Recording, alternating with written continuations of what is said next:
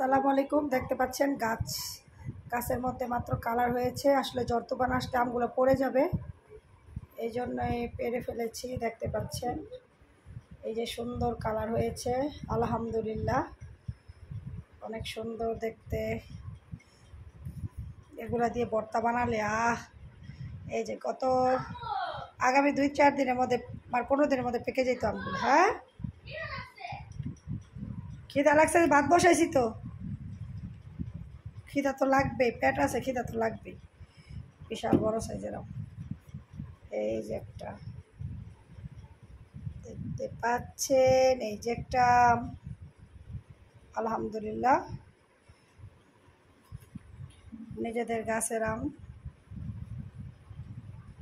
গাছ পাকা আম, কাঁচমিঠা আম, অনেক মিষ্টি।